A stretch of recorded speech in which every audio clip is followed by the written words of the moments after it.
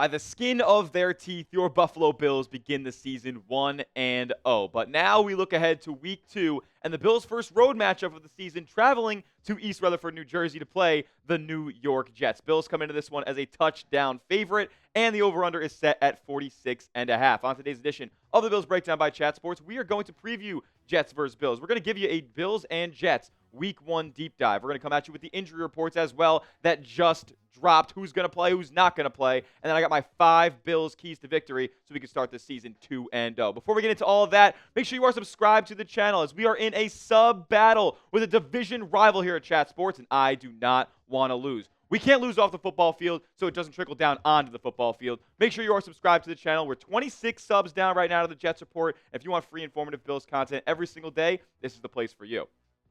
Are we seeing the same old Jets? Maybe not so. The Jets, for the first time that I can remember in a long time, put up 30 points in a football game, and in a Week 1 football game at that. The Jets came in prepared, confident, and they exploded on offense, pouring in 32 points. But what we thought to be the strength of this Jets defense, or the Jets team, is the defense. They let up 34 points in a barn-burning Week 1 matchup with the Pittsburgh Steelers. But I want to focus on the Jets offense because we know that the Bills offense can kind of work with whatever's in front of them here. They just kind of dismantled the Ravens defense, which projects to be one of the best in the entire National Football League. But at the helm for the Jets is Justin Fields, coming over this offseason, making $20 million this year. And you know what? He was well worth it in Week 1. 16 of 22 completions, over a 72% completion rate, 218 yards through the air, which, you know, you don't see Justin Fields eclipsing the 200 mark all too often. Had a touchdown through the air. Nice one to Garrett Wilson. Also had 48 rushing yards on the ground on 5 attempts and 2 rushing touchdowns. So he was everywhere. He accounted for all 3 of the Jets' touchdowns in Week 1. And it looks like we're seeing a little bit of a different Justin Fields than we have seen. And kind of conversely, on the rushing stats for Justin Fields, the Jets were working the ball on the ground all day long. 39 carries for a $182, average 4.7 yards per carry, and 3 rushing touchdowns on the ground. So this is one of those situations where the Bills are going to have their luck cut out for them with another heavy rushing attack. And the Jets seem to have an identity this season. In years past, that's not been the case. And it's to beat you up front, whether that is on the offensive line or the defensive line as well, because a couple of the Jets' strengths in Week 1 against the Pittsburgh Steelers were defending the run. The opponent's yards per rush ranked 6th of all teams playing in Week 1 with 2.7 yards on the ground. That's going to be tough for a Bills offense that wants to open up the run to open up the pass. The third down conversion was pretty good for the Jets as well, 50% in Week 1. Red zone touchdown percentage, that's a major key for me for the Bills to keep the Jets out of the end zone when they get into the red zone. They were very efficient in that last week, 75%. And then they were pretty good at keeping getting to the quarterback, getting to Aaron Rodgers. Now, he's a guy who can't necessarily escape muddy pockets all too well, but they got to him. They had an 11.8 sack percentage, which was 4th in the National Football League. So this seems like a pretty different Jets team for the most part. They got their heads screwed on correctly. Aaron Glenn, he's doing a good job now as the new head coach. So this is going to be probably a tougher matchup than maybe the last couple of years past for Buffalo heading to MetLife. And could it also be a trap game for the Bills as they're riding such an emotional high right now after that 41-40 victory over Baltimore? Like, this is the textbook trap game. Obviously, the Bills haven't had a ton of success like against the spread. They've even lost a couple of games to the Jets as well on the road. So this is no game or opponent here to be taking lightly, especially when you consider how the Bills got absolutely gashed on the ground, and that's the Jets' strong suit back in Week 1. The Bills' run defense was atrocious. We showed you guys this chart on yesterday's show. I mean, the Bills allowed 238 yards on the ground. That's really the only stat that you have to know here. That is so atrocious. And they had a ton of rushing yards over expected. The Ravens did in Week 1. 67 yards over expected. The Bills ranked second to last in the NFL in yards allowed in that category. And also, the yards after contact was atrocious. They were at the bottom of the league in there. So the Bills need to be able to wrap up. The Jets have some physical, fast running backs. Braylon Allen's a beast, and Breece Hall is sticky. So you got to be able to get these guys wrapped up and bring them to the ground. As far as the Bills' strengths in Week 1, just this guy, man. Like what? I don't got to come at you guys with any sort of stats, next-gen analytics, sabermetrics, all that stuff. No, this is the strength of your Buffalo Bills in Week 1. You got the ball down 15 with 7 minutes left. And he came out with the win on the shoulders of him. He made the throws when he needed to. He made the plays with his legs when he needed to. He was composed in the pocket, didn't make any bad reads, and he's a superhero. So the Bills' strengths in week 1 boiled down to Josh Allen. And look, this Jets defense is going to probably put him in some rough spots. Going to get him into some late passing down situations. Did you see the guy on 3rd and 4th down in week 1?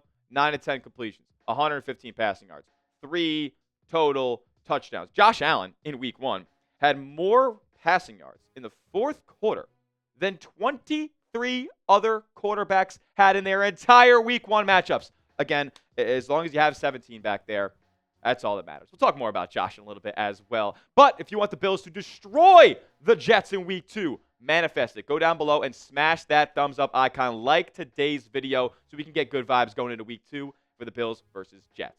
All right, next, we're going to get into the Bills and Jets injury report and my 5 Bills keys to victory so we can start the season 2-0. But first, I got to tell you guys about our proud sponsor, and that is Prize Picks. Prize Picks is America's #1 daily fantasy sports platform because it's daily fantasy made easy. You and I make decisions every day, but on Prize Picks, being right can get you paid. Don't miss any of the excitement this season on Prize Picks, where it's good to be right. It's daily fantasy made easy. All you guys got to do is pick 2 to 6 players and just pick more or less on their projected stats. And take it from me, a longtime Prize Picks customer, longer than even been a sponsor here at Chat Sports. I've won over $10,000 playing every single week, and you can put up to 2,000 times your money on one lineup this season watching your Buffalo Bills. Get this, Prize Picks always wants to make it easier for you guys to win real money in real time, so they're offering up $50 for new users in lineups instantly when you play your first $5 lineup, but you got to use our promo code that you see in the bottom right of your screen there, CLNS. My lineup for week 2 is as follows. I got the Jets punter to go more than 4 punts. I got Dalton Kincaid to go more than 32.5 receiving yards. Got Josh Allen to get in that end zone through the air twice, more than 1.5 pass TDs. And then a max discount on Travis Kelce, more than half a receiving yard. I'm going to take that to the bank as well. You should too, and do it on Prize Picks. Download the app today and use the code CLNS to get $50 in lineups after you play your first $5 lineup. That's code CLNS to get $50 in lineups after you play your first $5 lineup. Prize Picks. It's good to be right. Bills made a couple of roster moves before we get into this injury report. But as far as the injury report goes, a couple of guys not practicing on the first practice of the week here to open to the public. Johnston, a new injury here. He's dealing with a quad, and he is not going to practice on Wednesday. And I was looking through Twitter and all the Bills injury accounts and stuff like that, banged up Bills. He was saying that he didn't see anything in week 1. So this is a new injury here, and we'll see how he progresses as the week goes along. Shaq Thompson dealing with a hamstring. He did not practice as well on Wednesday. But some great news for Bills fans here in the secondary as Tre'Davious White is dealing with that groin still, but he is going to practice on Wednesday. That's awesome news, but it's probably a little bit worse that we're not seeing Taron Johnston out there on the field to begin open practice this week.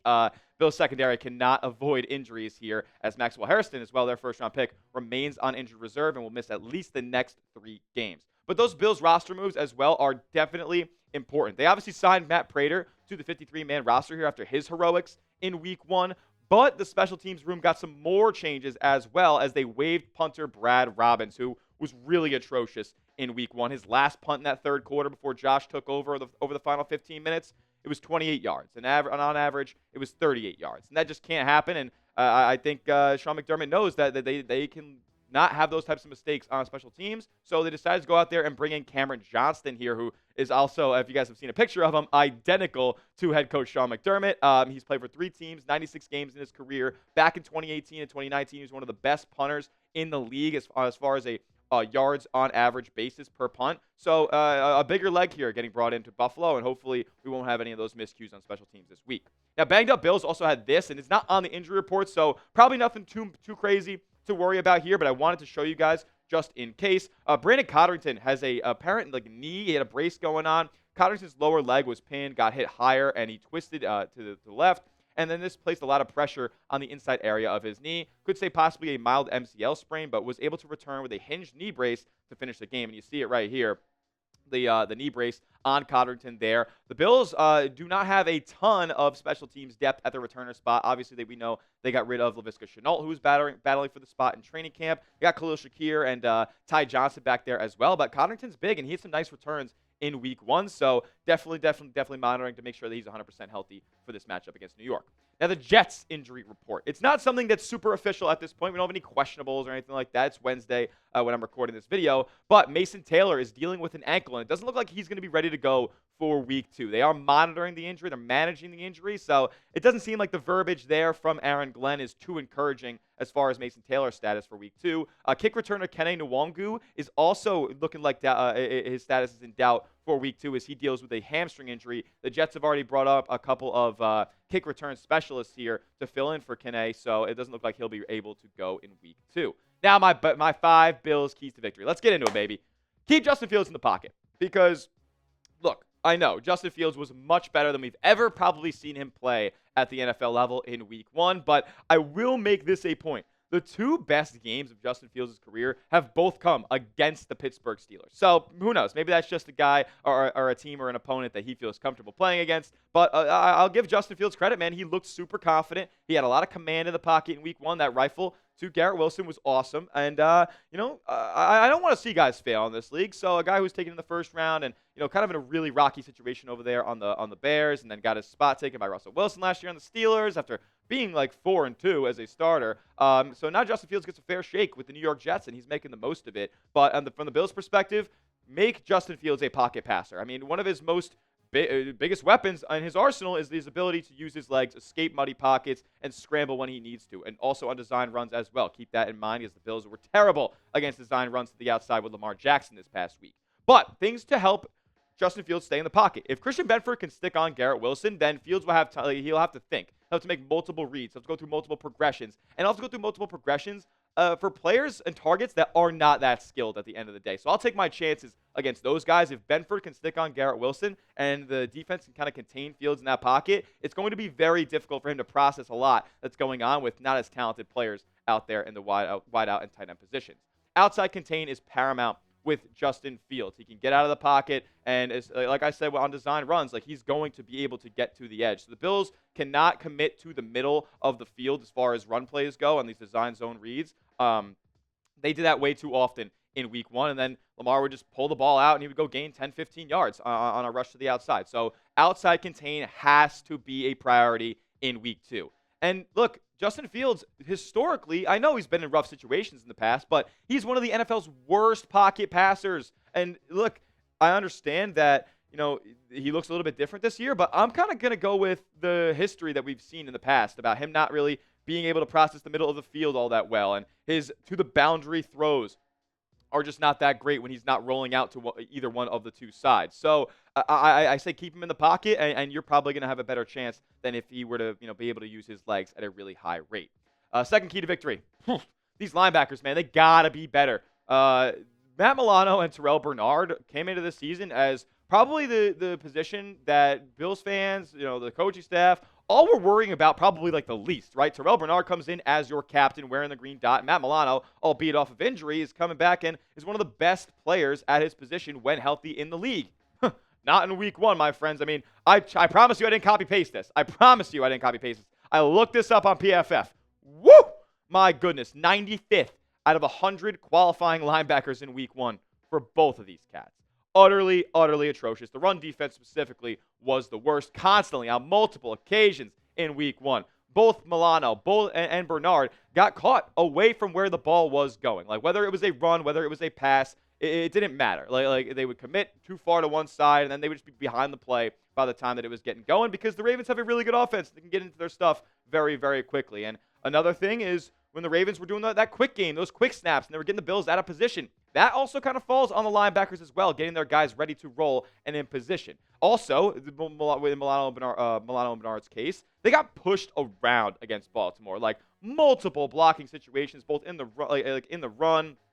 Like they were getting moved around. They couldn't shed these blocks either. So that needs to be another thing that they need to get better at this week. And look, the Ravens have good blockers. They got a good run scheme, but it can't happen when these guys are supposed to be your leaders, man. These guys are supposed to be the guys that we don't have to worry about on this roster. And as far as what we saw in week 1, the linebacker, that second level of the defense, was definitely the weak point of the Buffalo Bills attack that led up 40 points.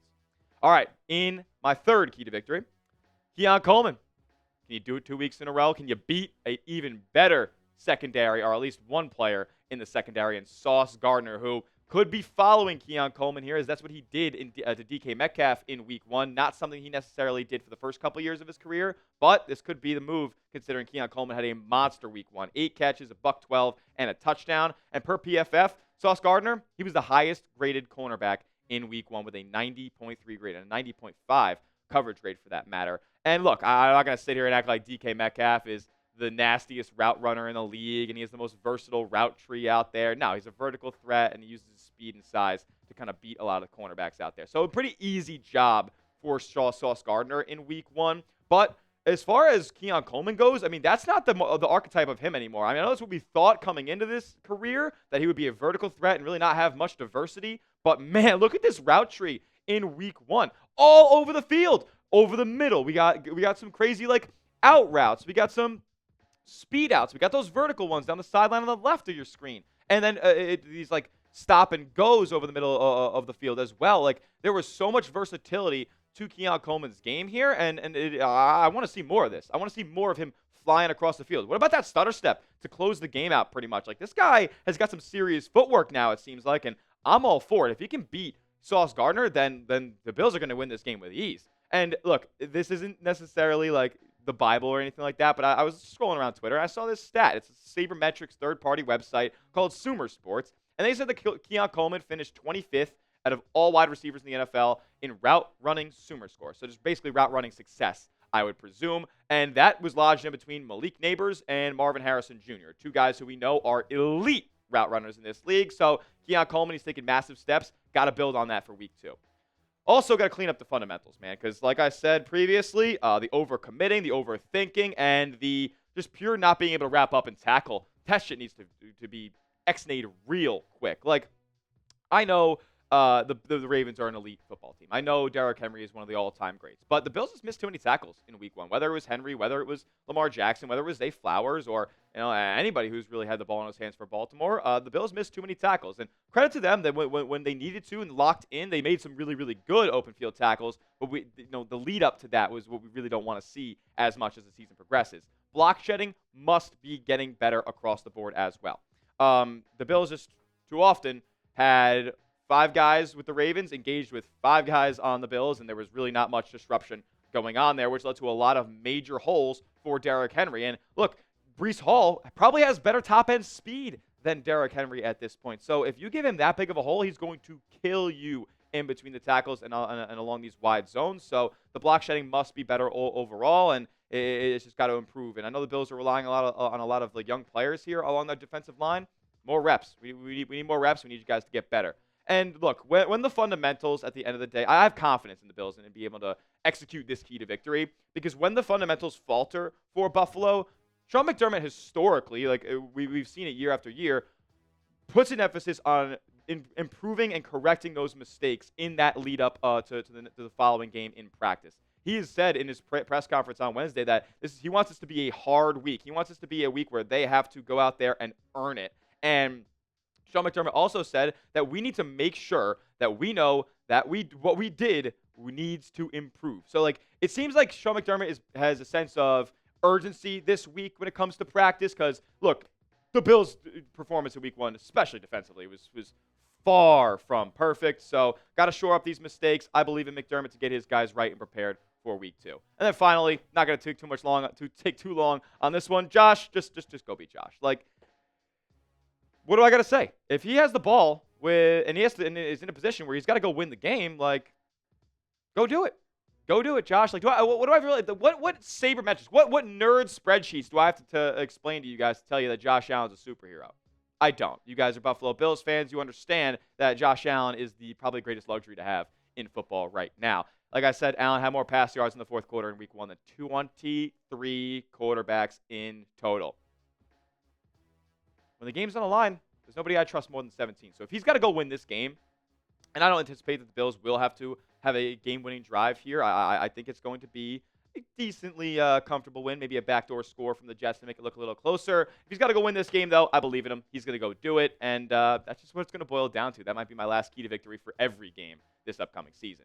Predict the score now. We've heard everything that we need to hear. Injury reports, keys to victory, what the Jets are good at, what the Bills are not good at, and vice versa. So predict the score for me down in the comment section. Week 2, Bills versus Jets. What's it going to be? My prediction, the Bills win over the Jets, but it is going to be a close one. They're not going to cover in this game. 24-20 is my final score prediction. And if the Bills can hold the Jets to 20 points after they put up a 32-point performance in Week 1, then that will be a drastic difference defensively from what we saw from the Bills against the Ravens. That will do it for today's edition of the Bills Breakdown by Chat Sports. Give me a follow over on Twitter at Tyler J. Smith. 2 H's because the name's common, but I am not. And make sure you are subscribed to the channel. I'll be keeping you guys updated as we get closer and closer to Week 2 and the Jets matchup this week. And we got to beat the Jets in that sub battle as well. So subscribe, turn those noties on. We'll see you guys in the next one. And as always, let's go, Buffalo.